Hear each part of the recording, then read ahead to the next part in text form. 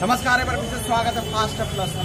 उपस्थित है जनपद कुशीनगर के कप्तान नगर पंचायत। चुनाव का बिगुल बज चुका है। प्रत्याशी पूरे दम के साथ चुनावी रणभूमि में उतर चुके हैं। लेकिन मुद्दा क्या है, किस मुद्दे पे चुनाव होना है, क्या क्या विशेष मुद्दाएं हैं, जनता को किस चीज की आवश्यकताएं हैं, इन सभी बिंदुओं पे बात करेंगे प्रत्याशी से। हमारे साथ जुड़ेंगे राम नरेश अग्रहरी जी, जो चेयरमैन पद के उम्मीदवार हैं निर्दल प्रत्याशी की, उनकी पत्नी। आइए बात करेंगे, जानने का प्रयास करेंगे राम नरेश अग्रहरी जी से, जिनकी पत्नी चेयरमैन पद की उम्मीदवार है। बहुत बहुत स्वागत नेताजी, कैसे हैं? बहुत ठीक है, आपके दया से इस नगर पंचायत कप्तानगंज चुनाव मैदान में है।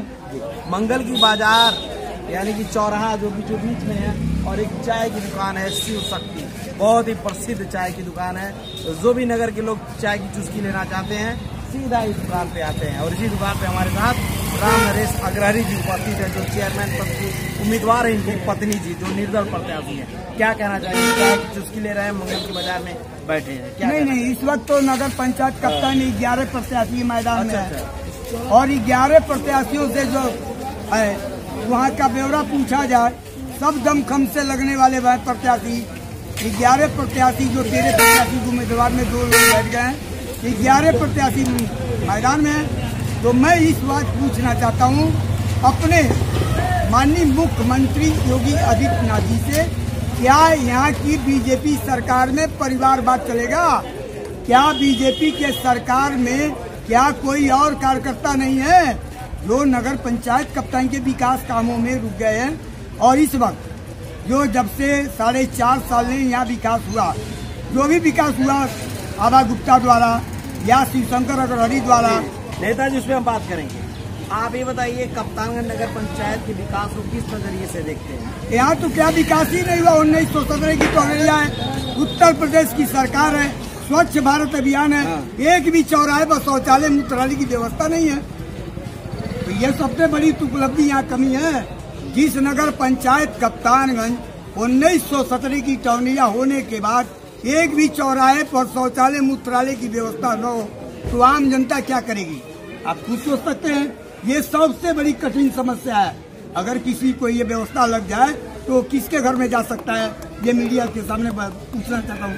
क्या जनता इस बात को समझ रही है? अच्छी तरह समझती है। जनता मजबूर होती है, अपनी बात कोई कहती नहीं। से मजबूर होती है? अरे भाई, आवाज उठाएंगे, मुकदमा जलवाएंगे, मारपीट करवाएंगे, इससे जनता भयभीत होती है। तो राम नरेश तो भयभीत नहीं होता है। आपको डर लगता है? ना, सवाल ही नहीं है। मौत तो सबको आती है। मैं 2 चीज से डरता हूँ, न तीर से, न तलवार से, न गोलियों की बौछार से। बंदा डरता है तो माँ जगदम्बे और परवरदिगार से। वाह, काफी बेहतर किसी फिल्म का डायलॉग है जो नेताजी ने बताया, बहुत सराहनीय। नेताजी, हम आपसे बात करेंगे, आप एक चेयरमैन पद के उम्मीदवार हैं। कप्तानगंज में क्या क्या विकास होना बहुत ही महत्वपूर्ण है, जिसको आम जनमानस यानी कप्तानगंज नगर पंचायत की जनता को मूलभूत सुविधा मिले, आवश्यकता है? देखिए, जब से नगर पंचायत हमारा 12 से सुपरसीड हुआ, जिसमें रत्निका श्रीवास्तव उप जिला मजिस्ट्रेट थी, यहाँ पैसा बचा था 14 करोड़ कुछ रुपया, जिसमें सारे विपक्षी लोगों का ताकत लगा था कि हम चुनाव मैदान में आएंगे, 1 रुपया डंपिंग करके आधा मार खा जाएंगे, आधा बचा जाएंगे। और नहीं, उप जिला मजिस्ट्रेट और विनय कुमार अधिशासी अधिकारी द्वारा इस नगर पंचायत में सारे सुविधा भर दिए गए। 10 साल के अंदर एक नट की कमी नहीं होगी, और जो भी कमी होगी तो केवल टूटा फूटा नाली का कमी होगा। इसलिए हमारा टोनरिया विकास के डपलक पर गया है, सारा पैसा विकास कामों में लग गया। सारे नगर पंचायत के प्रत्याशी भ्रमण में लगे हुए हैं, कोर्ट कन्वेंसिंग में लगे हैं, और जनता से रूबरू हो रहे हैं, जनसंपर्क कर रहे हैं, लेकिन आप चाय की दुकान पे चुस्की ले रहे हैं। नहीं, हम तो ये चुस्की नहीं ले रहे हैं।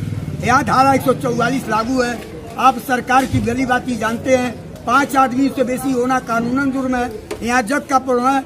मान लीजिए, अगर खुदा न खास्ता आज ईद का त्योहार है, अगर यहाँ रैली भी निकली या जनसभा भी हुआ, तो मान लीजिए जुलूस के साथ निकल रहे हैं, तो हम एक शिक्षित प्रत्याशी हैं।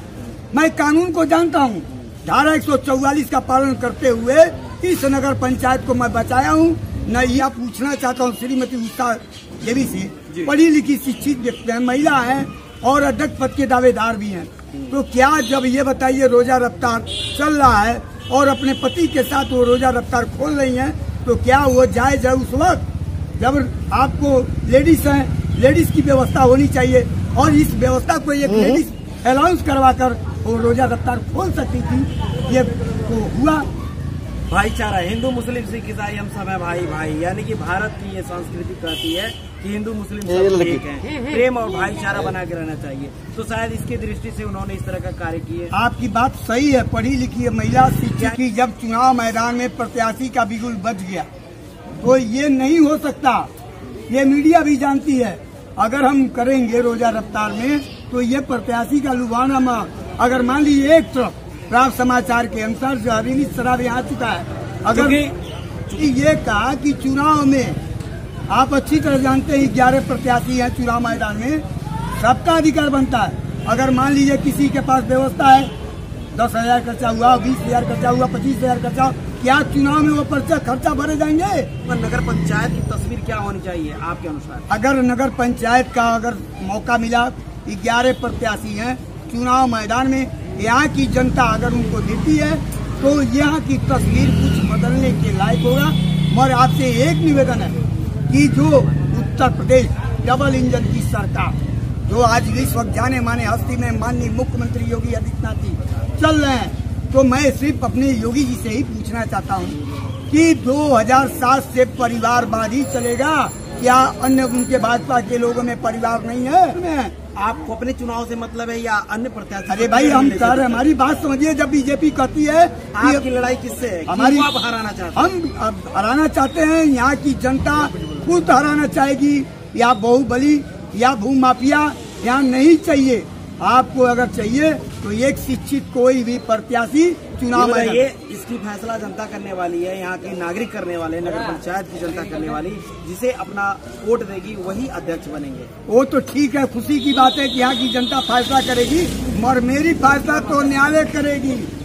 ये बताइए, नगर पंचायत में अगर आप अध्यक्ष बनते हैं तो क्या क्या विकास करेंगे? नगर पंचायत में अध्यक्ष बनते हैं तो पहले हर साल मैं 20 बच्चियों का शादी कराने का काम करूंगा, चाहे जिस प्रोजेक्ट से काम कराऊंगा, मगर शादी सबसे पहले कराऊंगा।